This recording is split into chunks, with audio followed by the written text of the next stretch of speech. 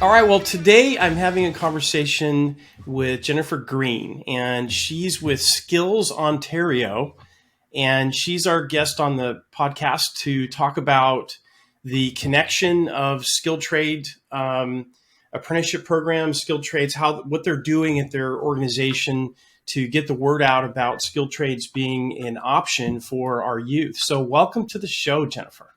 Perfect. Thank you so much for having me, Martin. You bet. I want to talk about first you in particular. How did you? I checked out your LinkedIn profile and looks like you've really have a passion for what you're doing.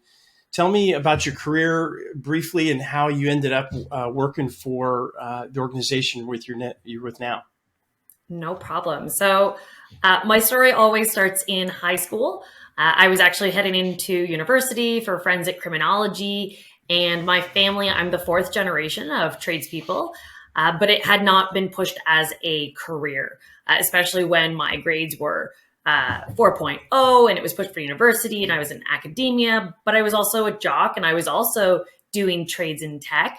I was a little bit of everything. And when the opportunity for cooperative education arose, I jumped on the chance and tried it out, and I was accepted into a program here in Ontario called the Ontario Youth Apprenticeship Program, OYAP, which actually allows you to be a registered apprentice while in high school, earning high school hours and credits towards your graduation certificate.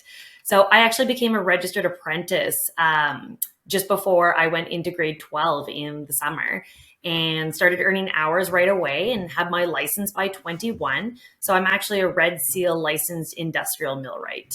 And that's where my career started. So I have my skilled trade over here, but then I built a whole separate career over here advocating and promoting on skilled trades, gender gap, age gap, you name it, women in trades. And I built this whole second career of advocating and volunteering, and built out all these different attributes in two very different respective areas. Of one, I'm literally on the tools being mechanical, and the other one, I'm being out and about at events and doing public speaking and outreach. And it led me into leaving the tools ultimately, where my background and passion was preventative maintenance and hydraulics and pneumatics. And it led me to a role where I was able to take on a planner scheduler, and it was the first of its kind. So it had lots of introductions and fixing and rolling it into there. And it just kept leading my career along to where I was able to really smash those two attributes together of the mechanical and the advocating, where the organization that I'm with now, I've actually been volunteering with since I was in high school. So I was actually a volunteer here for about 15 years before I even came to work here. So it's been a really intricate, full round circle where I was already involved in almost all the programs that this organization had offered when I came to work here. Also because my employer at the time when I was on the tools is also a sponsor of the not-for-profit that I work for now. So it wasn't just my involvement in volunteering, it was through my my employer. But then the fun part, we're most well known for our flagship event, the Skills Ontario competition. Ontario's competition is the largest skilled trades event in all of Canada. And I run it in my role. What's extra unique and why I have a huge amount of passion for it is that I'm actually an alumni. I competed in my third year of apprenticeship. So I'm an alumni of both the provincial competition and the nationals. I competed nationally and was the second woman ever to compete.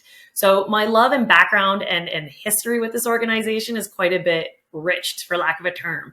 So actually running with my team and leading Canada's largest event, and I have the background that goes into it, is where a lot of that passion comes from, is that I know exactly what this event and this competition did for my career in training and respect and putting that on a resume of a gold and a silver medal. I truly know what it can do for the youth of our province and our country. And World Skills is an international organization that has over 80 member countries involved. So it's actually World Skills, then Skills Canada, then Skills Ontario. So it's not just us and grassroots and backyard. This is a worldwide phenomenon within this organization. Wow. So you walk the walk. I I mean, try to. I yeah, like to make sure that I'm backed in what I'm talking about. that's awesome. That's a really great story. So the competition is one major things that you're doing at Skilled Trades Ontario. What are the trending that you're seeing? What's the trending about young folks that are going to university versus trades? What are you seeing any trending going on that's of interest that is sort of what's going on in that realm? Well, right now, Ontario in general is projected to face a shortage of just over 500,000 skilled trades workers by 2023, sorry, by 2030. And that's by the Conference Board of Canada. And 39% of Ontario employers are experiencing difficulty in filling jobs over the last 12 to 18 months because they couldn't find somebody with the right qualifications in skilled trades. And in some sectors like manufacturing and construction, the shortages are even greater.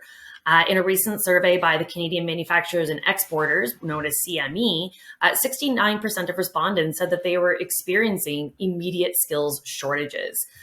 Construction is probably the most in demand right now in Ontario of required skilled trades workers. Our Ministry of Labor in Ontario here is putting a lot of effort into recruiting and retention. And they've done, I think, 2 or 3 rounds now of the Skills Development Fund, where organizations and companies can apply for funding to help promote and create new programs on exactly that. Getting youth interested, understanding what skilled trades are. There's still such a stigma and stereotype attached to it, including maybe from parents or guardians, or just being known as blue collar.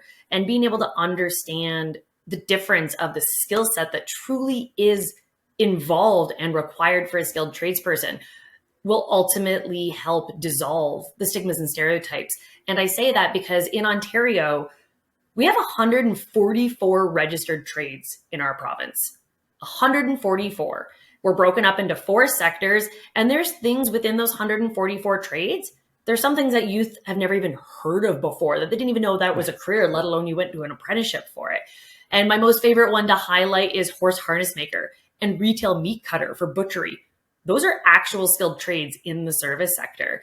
In Ontario, we have over 6 different licensed types of crane operators within the construction sector.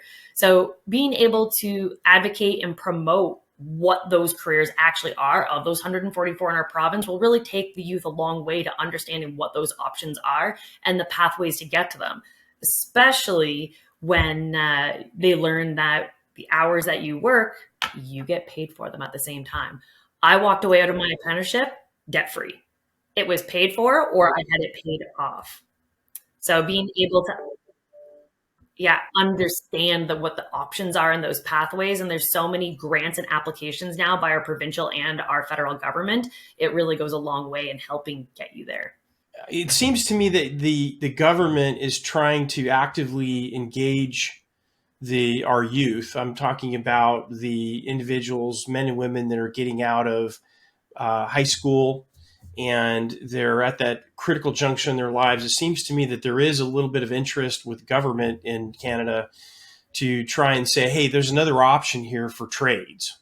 We're lacking, in my opinion, here in the U.S. on that front in a lot of different ways. And you touched on this real briefly about the stigma. The stigma does exist in Canada about, what I see here is that, if everything doesn't go well in your educational career post high school, you could always be a plumber, right? Or you can always be a millwright or an electrician. It's sort of a backup plan. It's not even seriously considered here by the magnitude of people that trades are a good option. Do you have the same kind of stigma there you're wrestling with, or it sounds like you're better at it than we are?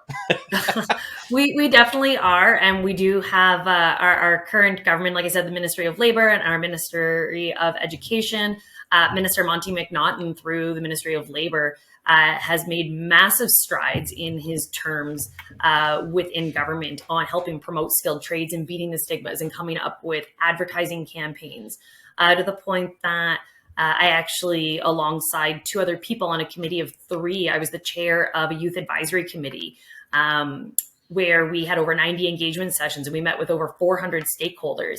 We had a public-wide survey that brought in 5,600 responses for a 9-month appointment on attracting youth to skilled trades with a focus on underrepresented groups. And our final report yielded an announcement of $90 million over the course of 3 years to help promote skilled trades to youth within Ontario. Wow. So definitely a very supportive government within that realm and breaking those stigmas and stereotypes. And it's not just Canada, it's not just the US, it's everywhere. There's several other groups that I either work with or follow, whether it's from the UK or Australia.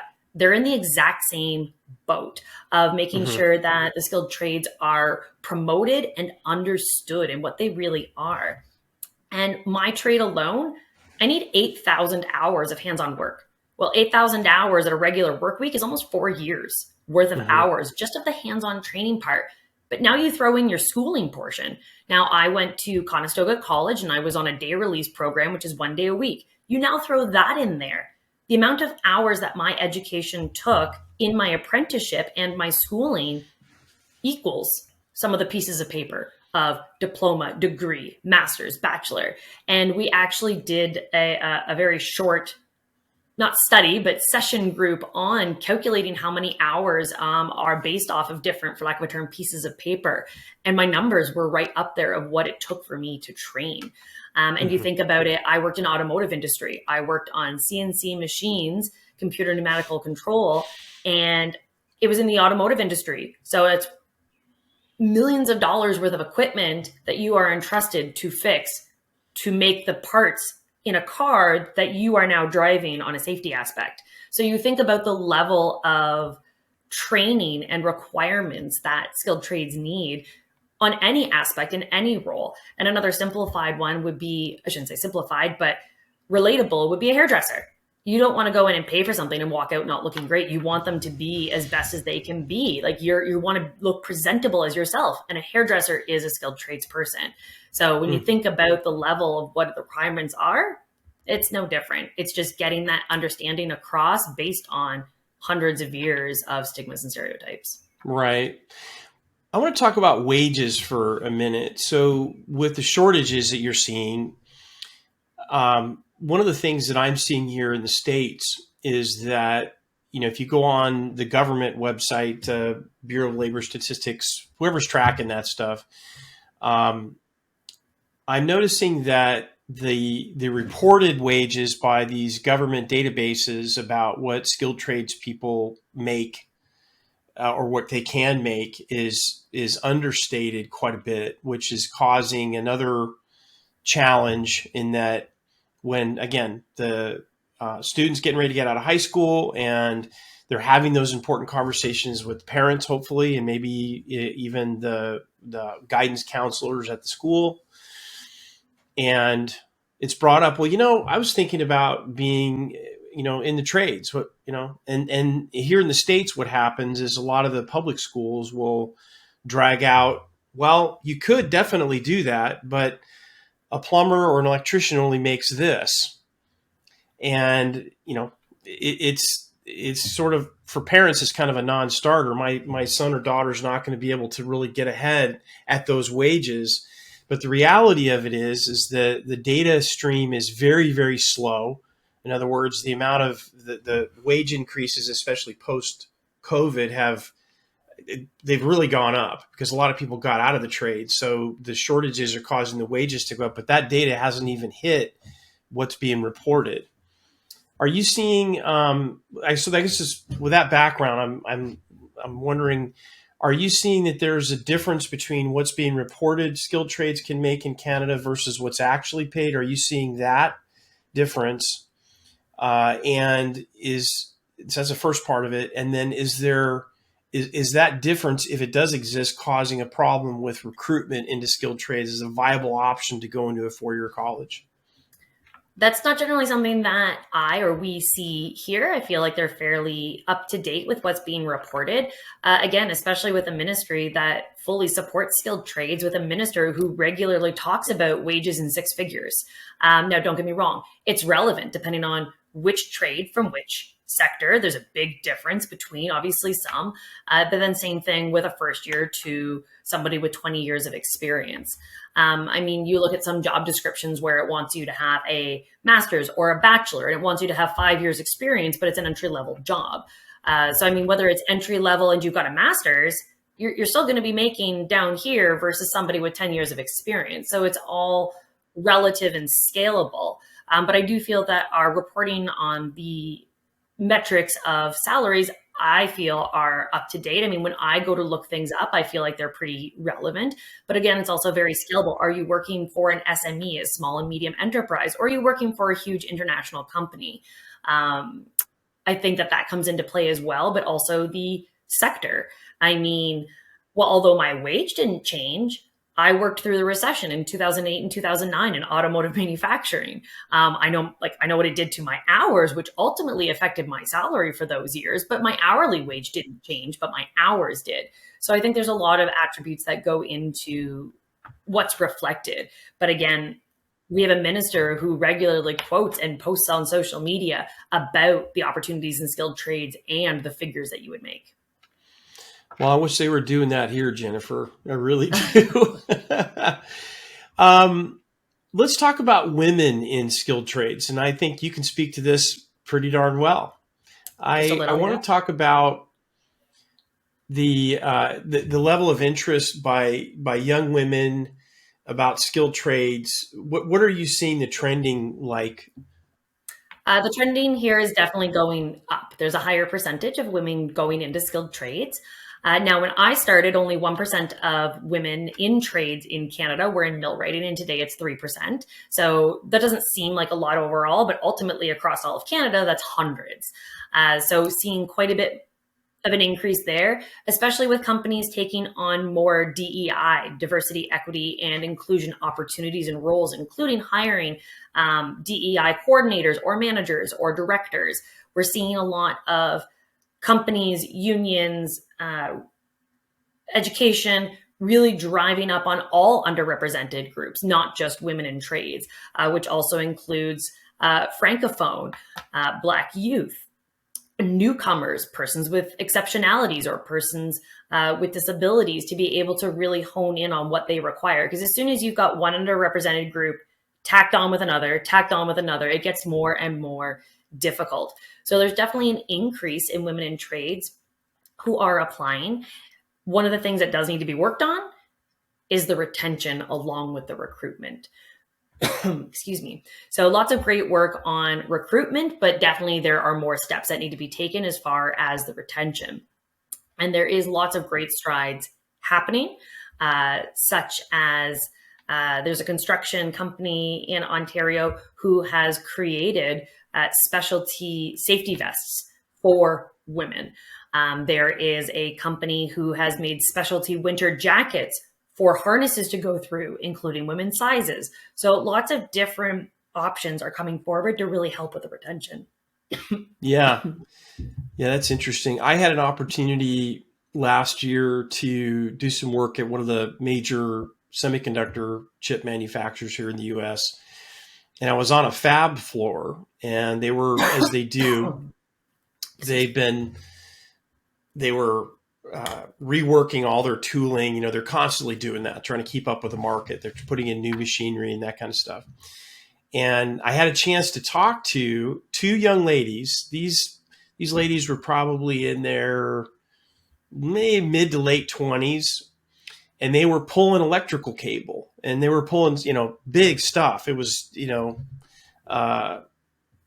quarter-inch around electrical conductors through conduit. And I said, man, I'm amazed. I just think this is awesome. And what they had was they had this. Normally in the old days, you have to pull electrical conductors through conduit. A lot of it was done by men by hand, right?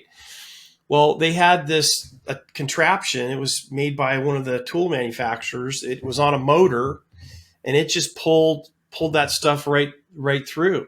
Mm-hmm. And I got to talking to him. I says, are you seeing a lot of these types of things that make it easier for women to do these types. It's just, oh yeah, I mean, they've been electricians for quite some time.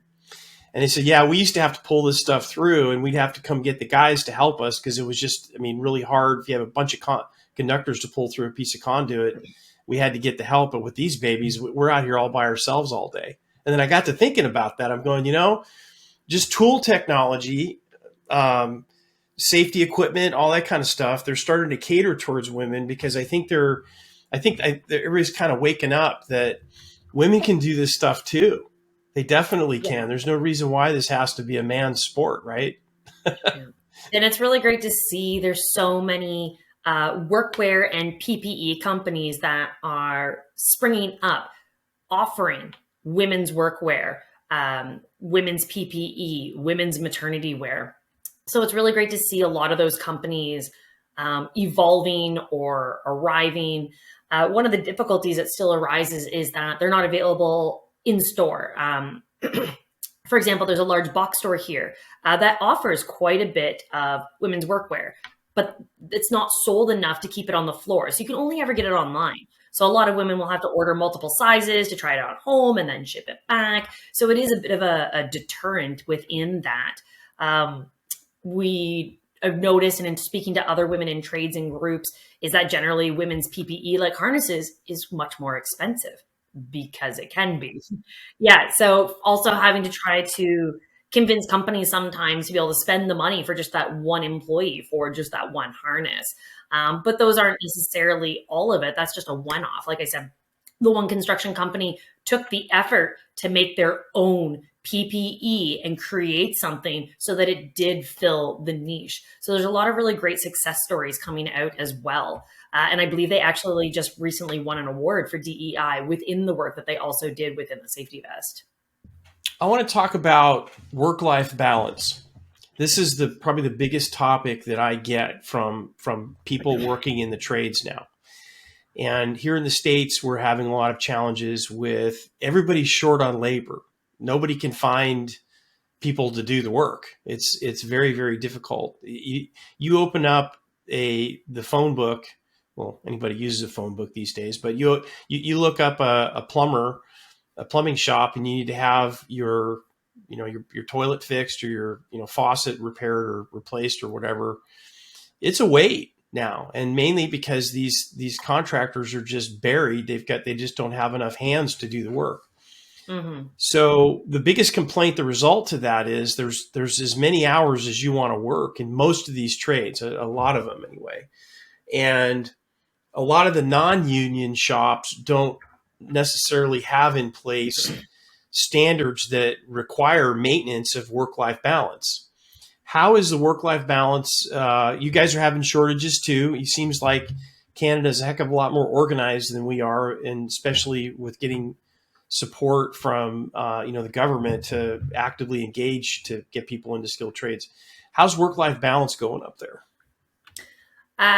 Within companies, when they sign a contract, there'll be a maximum amount of hours, and it'll state the stipulations of what you can and cannot do. And we have labor laws on how many hours you can work in a day and how many you can work in a week. And then there's also exceptions, whether it's emergency services or maintenance.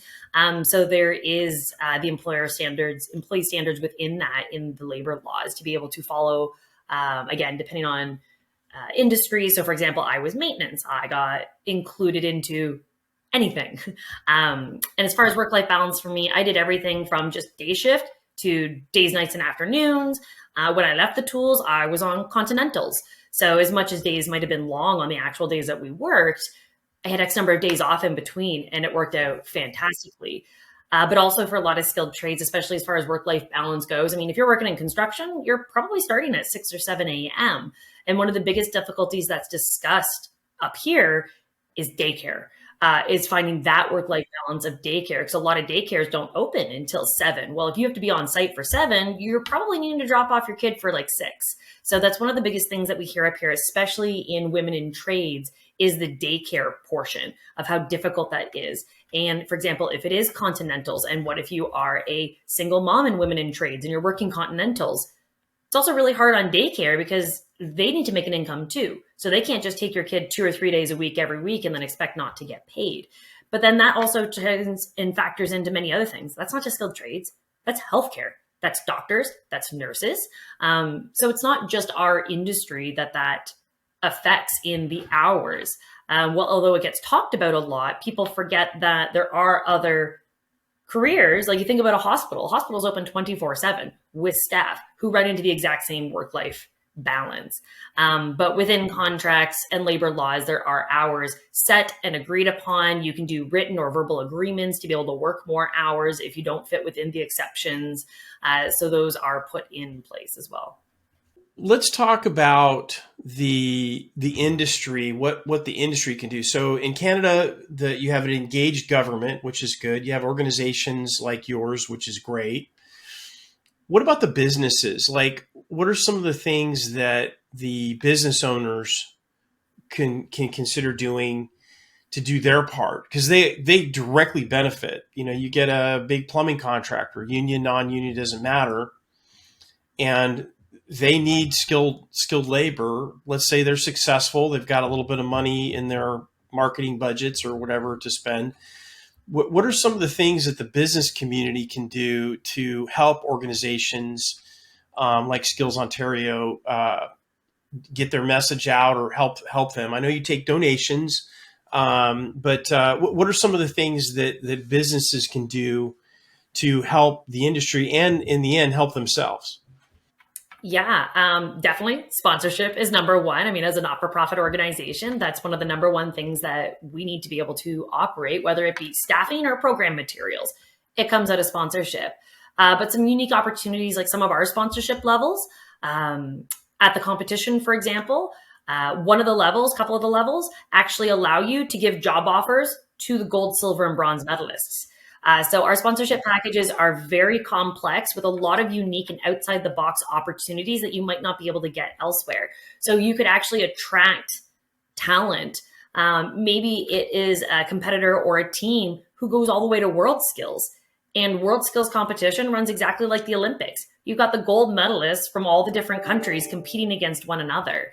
And you could offer a job medal, and who knows, maybe they win at Worlds, and now you have a world-class apprentice or technician working for you because you became a sponsor. So there's really unique opportunities like that. But volunteer in kind, it's invaluable. So our organization has millions of dollars of in kind, whether it be in consumables or borrowed equipment. We have colleges from all across the province gut their classrooms and lend us their equipment to host this competition. If it wasn't for opportunities of in kind from companies and colleges, we wouldn't be able to operate. It's huge. It's the largest in Canada. It's millions and millions of dollars of cash and in kind to be able to operate that. So in kind is a big component. Maybe your classroom or your local high school wants to hold a specialty program, but they can't afford the specialty equipment.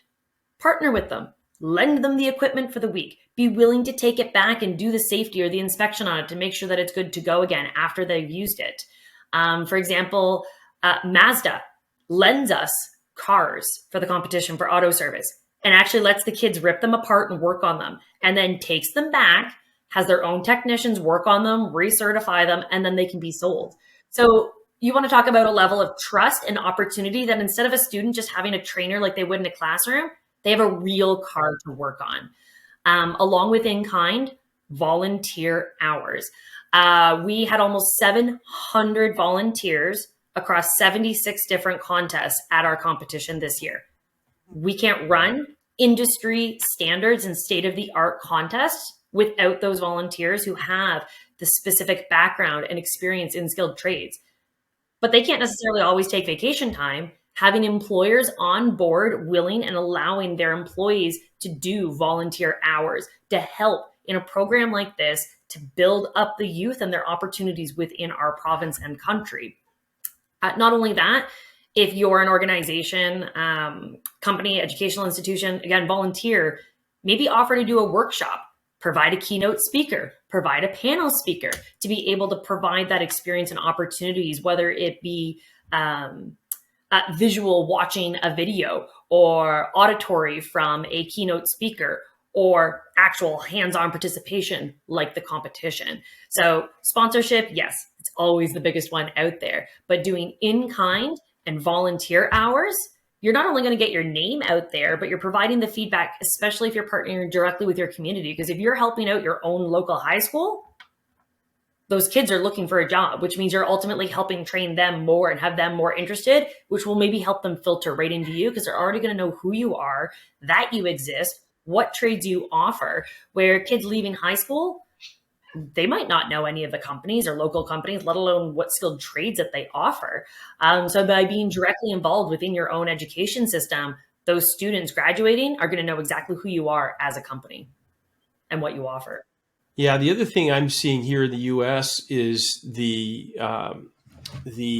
integration of technology into products. I come from the HVAC refrigeration industry, and for a long, long time, microprocessors and things like that were, it's cool, but let's just stick with the old stuff, right? It's worked that way for 50 years, But now the stuff coming out of these major manufacturers, and I'm sure you're seeing it there, is a lot of the stuff has PLCs, Millwrights. I mean, these plants are all run by PLCs and some pretty high tech stuff, right?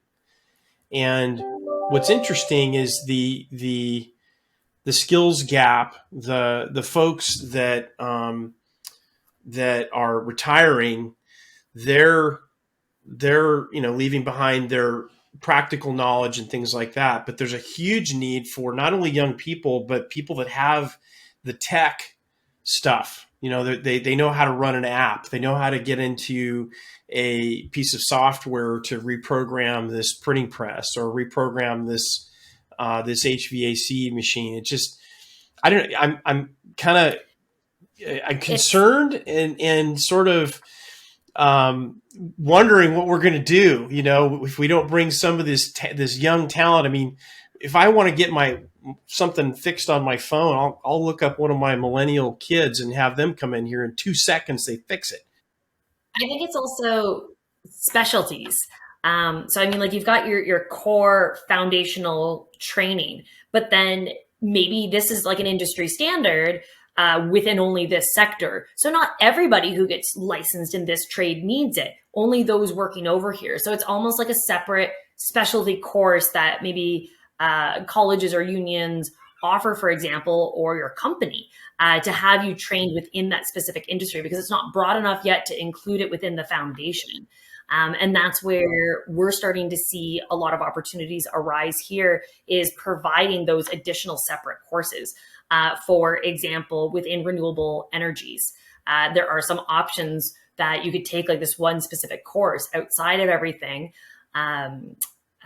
Renewable energies as far as battery operated cars, where that is definitely not necessarily the industry standard where every auto tech needs it, but it's coming. So right now, be able to offer a separate course that you could take outside of that apprenticeship to be able to get up to speed on what those industry standards are if you are within a company or a situation where you need to have that specialized training. So I think that we're going to see a lot more opportunities like that jump forward, of specialty classes or courses or training workshops that you could take for that specific niche area while it catches up to when all industry needs it, to include it into a foundational course. Yeah, because I think ultimately what's going to have to happen, Jennifer, is you get a large manufacturer, I don't care what it is, electric cars or HVAC equipment or a printing press or whatever it is. They're going to have to do this. If they're putting in all this high-tech stuff to make their products more competitive on the market, I think they're going to have to provide that specialized training in order to get their stuff fixed, right? I mean, a mechanical piece of equipment, as you know, is going to break. It's just going to break. And especially if it has to do with the behavioral stuff of a machine that's PLC controlled, those manufacturers, they program those things. They're going to have to provide that type of training because if they don't, it won't do them any good. Even though all the cool whistles and bells are on there, if that Mhm. electric car, you can't get the windows to roll down, you better have somebody to figure out why Yeah. it's not, I, why it's I happening think it's that way. very industry and company specific. And I mean, Yeah. using my trade as an example, yes, as part of our foundational training, we are taught on turbines, but I never once worked in a factory that had a turbine. So, I mean, Right. you do that little tiny chunk in school, but let's say all of a sudden after a decade, I had left all those companies and I went to another one that all of a sudden had all these turbines. I might Yeah. be a veteran of 10 years being licensed, but I'll walk in there having never really worked on one before. Hmm. Same thing with old school bearing scraping.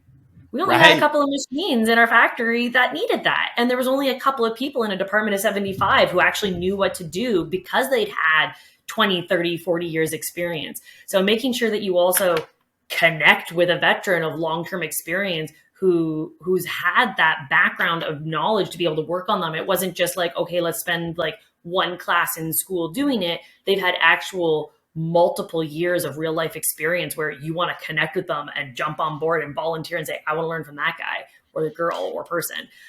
Yeah. Because to make yourself so unique that you can't be ignored, that you can't, like, you've built yourself up in your experience that if almost nobody else knows how to do this, go and learn how to do it. If you've got that one machine that's needing it, go figure out and learn how to do it, even if it's from that individual. We're no longer talking about courses and signing up and workshops. We're talking about individuals who have the background and experience, who've Right. been around for 30, 40 years, where you're basically creating your own workshop to go and learn from them, whether it be old school or just something that's not as common, to make Hmm. sure you go and learn from them, to Yeah. basically build yourself a course. I just published a book on technical excellence, and one of the things that I covered in there was a process on how, and I'm not really hawking my book, but mentorships are huge. Yes. Mentorships are huge, and I think that's even if you put uh, a young man or woman goes through the technical training for to be a millwright, and they've got this special piece of equipment that's very temperamental. It has its its things that little quirks about it, and you send the individual to a tech school on how to reprogram the PLC and redo the hydraulics and all that other stuff. But having that mentor that can say something like, "You hear that sound? Mm-hmm. That's something you need to pay attention to," right? And that's not stuff they put in a book or in a Yeah. manual. I was asked a question once about, and it was before the pandemic. I was asked a question about doing virtual training for skilled trades. And I said, to a point, you can, but my example goes right along with what you just said. Has always been hydraulics or pneumatics. The slight sound, the heat, the vibration. You can tell something's wrong before it stops working. Right. But you can't feel heat, you can't feel vibration through a video call or on a phone. Right. You have to do that in-person piece. It's something that, again, like, you have to do in person, on site. It doesn't work any other way. Yeah, I had this consulting project I had recently. There's a guy. This guy's been working in this building for 40 years, right? And it was just awesome hanging out with this dude. He knew this building inside with campus. He knew this campus inside and out. And he referred to it as the baby's crying or the baby's screaming. And I'm like, what are you talking about? He says, well, if you think about it, if it's your child, and I don't care if you're a man or women are much more in tune to this than men are, but you hear the baby crying, you know what that means. You hear the baby screaming, you really know what that means, right? So he says, after a while, when I was hanging out with this guy, we were walking around this building. He goes, that humidifier has a problem. I go, what? And he says, can't you hear it crying? I'm like, what? And then he explained to me what he was talking about. And so it's just, I guess the idea of it is every machine has a personality, and that personality will have traits that don't exist in a training manual or a book or a classroom. You got to have a mentor that tells you all the stuff that's written between the lines, right? Yeah. I used to call it my mechanic's Bible. And I kept this huge, like 3 or 4 inch ring binder either on or in my toolbox. And that's exactly what it was. It was tabs by either specific serial number, or it was tabs by manufacturer of machine. And it was all my cheat sheets and my codes and stuff that I could just tuck away and never have to think about it again. And then if I needed it, I just had to go to that tab. Oh man. And your analogy there reminds me of a metaphor that I use, where millwrights have had the metaphor of jack of all trades before. My more preferred metaphor and favorite one is we are the doctors of machines. Now, granted, Right. I did learn this from somebody else, that metaphor, but I've added more detail to it. And it's especially when trying to describe somebody, because nobody knows what a millwright does. They don't really realize that, like, you do pneumatics and hydraulics, and you do blueprints, and you do machining, and you do welding, and you do electrical, and you do problem solving, and you do mechanical. That it's all that realm. So describing as a doctor of machines is pretend you are a soccer player and you've hurt your leg. You're screaming. It's pretty obvious that you're hurt. Let's say you go to the doctor and the doctor reviews you and says, oh, you probably need an MRI and an x-ray and maybe this, that, and the other thing. And they determine it's broken and you need surgery. So now apply that to a machine. If a machine's alarm goes off, it doesn't scream. Maybe it's just a red light. Maybe there is a sound, but there's no error, let's say, or there is an error and it just says something's out of place. Okay, well, now you have to diagnose it. You've got to maybe go into the IOs. You maybe have to go do a vibration analysis. You've got to go figure it out, which is the MRI and the x-ray. You've got to go figure out the problem. Now, the soccer player, they've determined they need to go into surgery. The surgeon is going to go in. They're going to take it apart or rebuild it or fix it or add and then put it back together. Let's say the gearbox blows on a machine. Your job one is to figure out what it is, take the gearbox out, fix it, rebuild it, whatever you need to do, and then put it back in. You have now become the surgeon of the scenario. Now that your surgery is over, you need to go to physio. You want to be back up and working the best way possible so you can get back out onto the field. As the mechanic, that is testing. You're going to write programs. You're going to realign. You're going to check your speeds. You're going to make sure that it's not making a funky noise. That is now the physio. So you are truly the doctor of the machine by going through all these different steps. So ultimately, you want the machine to be working again to optimal performance because clearly every minute it's down is money lost and production numbers lost. Yeah. As a human being, you want to be back to the way that you were before and have your ultimate life. So that's the metaphor between millwright and doctor. Oh, that's good.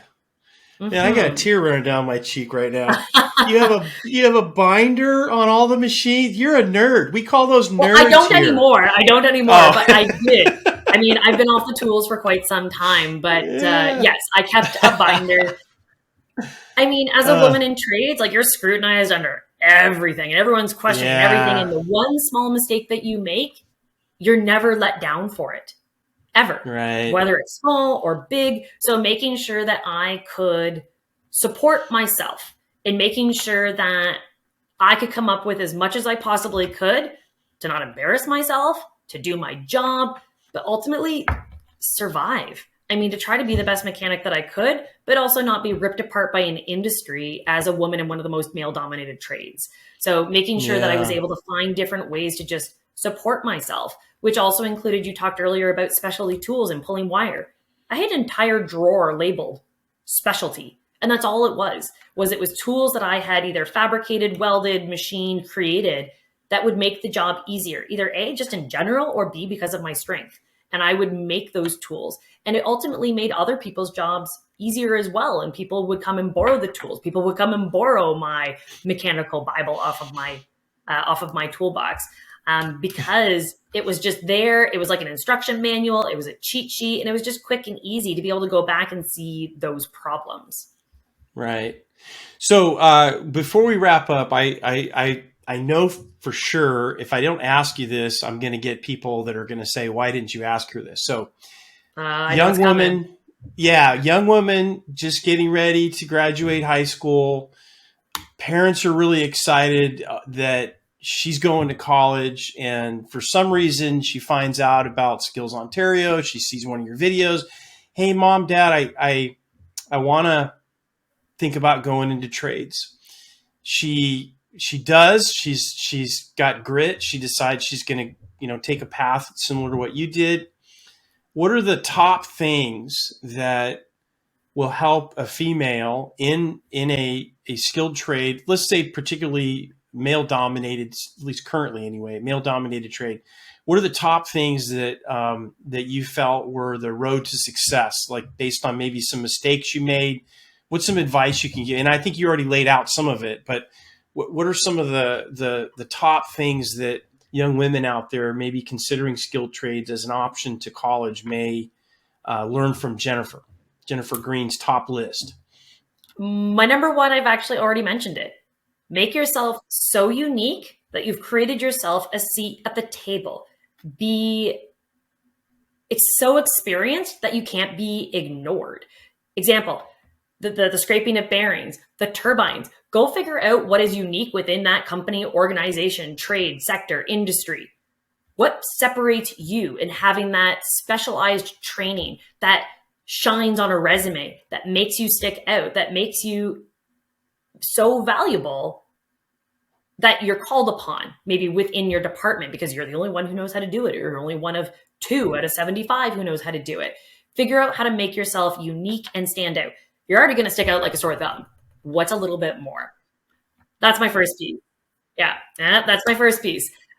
The second piece is that whole mentorship. When I started 20 years ago, there were no organizations doing women in trades. I didn't have a mentor. I didn't have one for a very long time. I got very lucky that in my second year of apprenticeship, there was actually a lead hand on another shift who recognized and realized the struggle I was going through. And on his own, he actually went to the manager and requested to have me switch shifts so that he could mentor me. He saved me. He ultimately saved me. And I still talk about him to this day in what he did for me, that he recognized it and he stood up because I had nobody.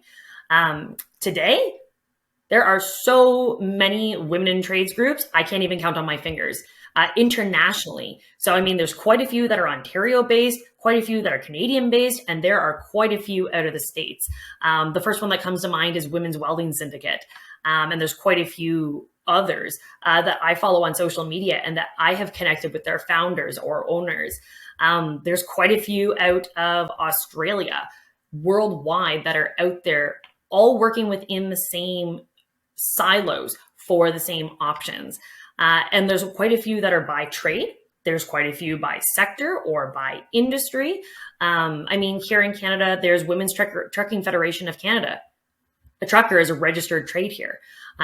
There is women in renewable energy. So you're talking about a whole sector, women in mining, women in nuclear.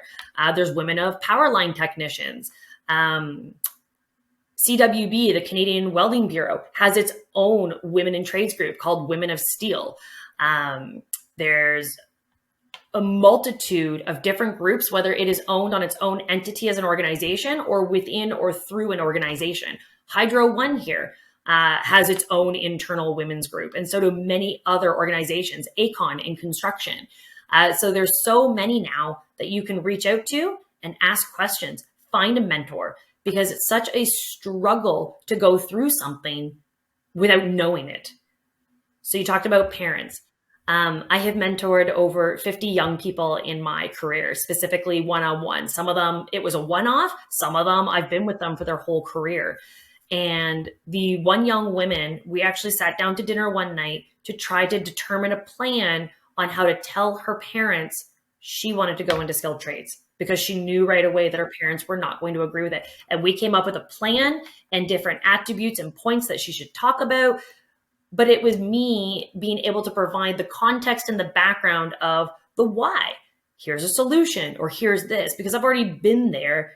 As the mentor, I can offer her those speaking points to be able to help try to get her point across of the why she wants to do this and how it will benefit her overall. So being able to help her provide that context of the speech or the pitch to be able to have that conversation with the parents is something that stuck with me my whole career.